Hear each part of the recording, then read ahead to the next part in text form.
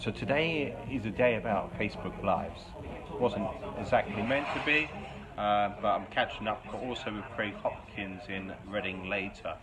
So I'm delighted to introduce you to someone I've heard a lot about, through Ben Richards first of all, and then through Sarah, probably Toby, and a host of people. So look, it's taken some time, partly to come down to Reading. Well, it's quite quick to be fair, it's a 25-minute journey to Reading. So I was speaking to Jack and talking about not just about what he's doing now, about his background, and I love his definition of Sprift as well. So a lot of key aspects of the benefits of Sprift came out in the interview with Sarah, and similar aspects come out through speaking to Jack as well. So Jack, huge thanks for joining me this afternoon. So my pleasure. Thanks, Brendan. This is a bit funny because it's my first Facebook Live, and I told Brendan, and he said, "Yeah, this is my fourth one this week." I think it's my fourth or fifth one this week. Yeah. Look, I moved the table slightly forward. I know there's going to be some background noise, but rather than you wait until next Thursday for the actual panel, I thought let's bring Jack in earlier so you actually know a little bit about Jack. It's very easy to read a biography, and I don't really like reading biographies. I'd rather watch videos or podcasts. Of course, Ryan Carruthers, we were discussing beforehand. So look, Jack, a little bit about yourself before we go into why Sprift. So you came from a sales background, degree in business and marketing. I know your dad's an entrepreneur as well. So in terms of property, you moved into property quite an early age, so you're much younger than me still. So you're under 30, is that right? Yeah, correct, yeah. Okay, so look, one of the events I've got coming up next year is under 30. Well, I paused there because Rob Wilkinson, I have to work out, do I include or exclude? I include him. So, I'm on a mastermind with Rob. Yeah. Rob, I think he might not like it if I give his age away, but I think he's 36 next year. So the tricky thing is, it's not an 18 to 35, event. It's going to be 18 to 36 if I include Rob. So that's the one thing. Thanks, Rob, for bringing up the average age. Well, yeah, that's the one thing I've got to work out. So look, you discussed the mastermind very briefly there. And of course, podcasts and education is important, technology is as well. Yeah. Yes, we will come to Sprift in a moment, who you're going to hear more about them on Thursday the 25th of October, the Evening Property Network. Just to look at other technology though, I know you're a big fan of Google Drive. Yeah, huge fan of Google Drive.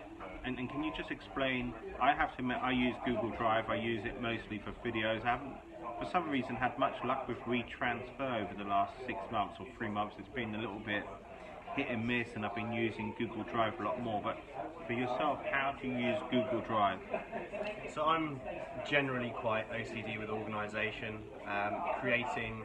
I'm much more interested in spending twice as long on a task to make sure that the next time I do it takes half the time and thereafter. So I use Google Drive pretty profusely, and everyone that's worked with me will know that. Whether it's writing up a document in partnership with Ben or with anyone else that we're working with, we can both be, or more than one person can be live on a document and be live in the changes we're making, and you can see the changes people are making. You can make notes on the sides of the document. So I love Google Drive for that aspect. It makes what can be an FAQ sheet or a document that takes quite a while to write up very easy, and it flows, and you can sort of get your head in the document right in a few minutes collaboratively rather than sending it back and forth. Also on that note, let's say for example we viewed a site and we have all the facts, figures, photos, topographical surveys, whatever it may be done on the property, and we have an investor come on site to view the property, rather than them have to do all their own due diligence and create their own form of due diligence, key elements that they need to put through their processes to understand if the deal's right for them. We have already in one place a homebound sort of photos, documents that we can share with them from the minute they come up on site, and they can rattle through that at their heart's content. So we use it pretty profusely, yeah. So look, Google Drive is important, like Trello as well, Yeah. and of course, Script. And I love your definition of Script. So you see it as a time saver. Of course, we were talking about when to use a VA and when not to, and some developers may use it. But you don't necessarily go down that route. You use Scripto to save yourself time. And I love your quote, the MOT for the deal. Yeah. So for me, it's more or less been using Script has been an absolute godsend in terms of time saving. There's a few key elements that you have to go through on a site due diligence to make sure it's worth reviewing. And I was saying to Brendan, I viewed over 100 properties, and that's including land last year. And there would have been quite a few red flags that I may not have noticed before I turned up on site. So this can be conservation areas, unknown TPOs in the process, previous planning applications in neighbouring or even on that property and mentioned. And all of these factors, Script basically brings into one homebound place that you can very frictionlessly look through the site and appraise extremely quickly. And a lot of people say to me, why don't you outsource that to a VA? But the issue I find is a lot of what we do within our business is add a creativity aspect. So rather than saying our criteria is this hectarage, this plot, this size of commercial building, we actually view anything and bid on an offer that we think would work for us and our creativity and what we can bring to that land, or how we can bring that value and uplift to that property or land. So outsourcing that to a VA, they may not know what the end value is going to be. They may not know the creativity that you could put into a particular site. For example, a site we're due to exchange on in a few weeks. We feel that we secured that site because it's naturally viewed as a commercial building that could be put through permitted development to convert into flats. Now, we actually knew there was a blanket covenant in the area, so we valued this property and stacked it on a commercial basis to extend it as commercial. We won the bid, and that's purely because the VA may have come back to us and said, look, it's got a blanket covenant, I've looked at this, that and the other, and their due diligence may have then put that in a no basket, whereas we actually said, hang on, this offers us, where other people are nervous or out of their comfort zone, offers an opportunity for us in stuff that we'd like to do and add value in a different way.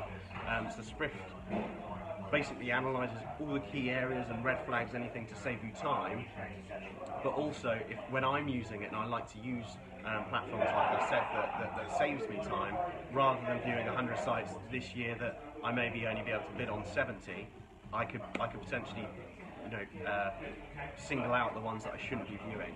And a second point which I mentioned to Brendan is, it's not very good going back to an agent and saying I can't view it for this reason. If you can screenshot the professional software that you're using and send it to the agent, then it builds rapport and credibility to the agents, and they're actually more likely to send you more stuff in the future, rather than say that they're too poignant or too scrutinised on their deals.